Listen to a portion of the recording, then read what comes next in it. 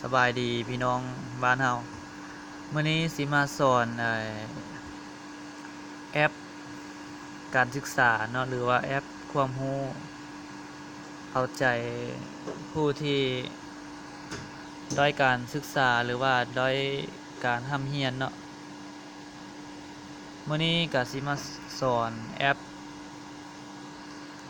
หาความรู้โดยผ่านโทรศัพท์ทาง Play Store เนาะเฮาก็กดเข้า Play Store เข้ามาเฮาก็ให้พิมพ์ว่าเรียนภาษาอังกฤษเนาะเดี๋ยวมันก็จะเด้งขึ้นมา Lao Learns English นี่แหละเนาะ Lao Learns English แล้วเฮาก็กดเข้าไปถ้าพี่น้องยังบ่ได้ติดตั้งก็กดติดตั้งได้เลยพอกดติดตั้งปุ๊บเฮาก็เปิดเข้ามาเลยเปิดเข้ามามันก็จะเป็นหน้านี้เนาะ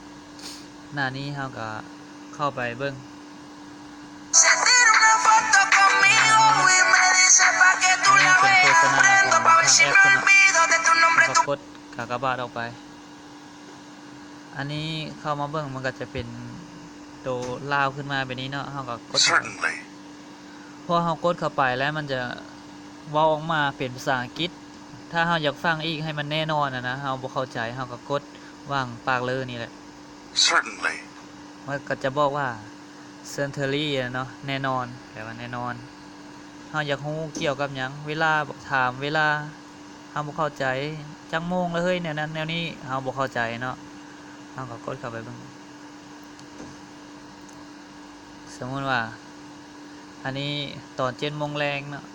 at 7 o'clock at night มันก็จะบอกว่า at 7 o'clock at night มันบอกแบบนี้เนาะ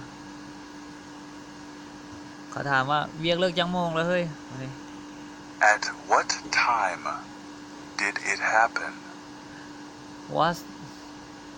at what time this is happens ถามเนี่ยถามเขาก็ตอบไปถามตอบมันสิมีหลายแอปเลยเขาถามว่าตอน 3 โมงตอนหยังก็มีเนาะหาเลือกเบิ่งเรียนด้วยตัวเองตอน 3 โมงตอนบ่ายตอน 3 โมงตอนบ่ายว่าไปได้ at 3 o'clock in the afternoon at 2 o'clock in the afternoon แปลว่าตอนบ่ายก็สิใช้ afternoon นั่นแหละเนาะหรือว่าเฮาอยากรู้เรื่องอื่นความบันเทิงการดื่มการเที่ยวหรือว่าอีหยังเนาะการเที่ยวจะเป็นโฆษณาขึ้นมาเฮาก็กดกากบาทออกไปได้นี้ปีไปกับปีไปขาเดียว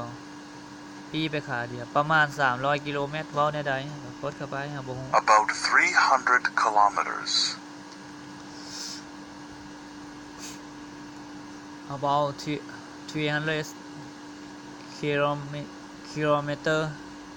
kilometer นั่นแหละเนาะกิโลเมตรตอนจักโมง at what time at what time แปลว่าตอนจักโมงเฮาบ่ฮู้ก็กด at what time กดฟังแบบนี้เนาะเฮาอยากฮู้หยังเฮาก็เลื่อนเบิ่งหรือว่าเฮาอยากฮู้เกี่ยวกับหยังคันพี่น้องบ่เข้าใจแนวใดก็สามารถกดคอมเมนต์ใต้คลิปเด้อแนวใดก็ฝากกดไลค์กดแชร์กดติดตามกด Subscribe เนี่ยแล้วก็กดกระดิ่งเพื่อติดตามครับค่อยสิเฮ็ดวิดีโอหยังให้พี่น้องเข้าใจหรือว่าแนะนำพี่น้องอีกต่อไปเนาะขอบใจ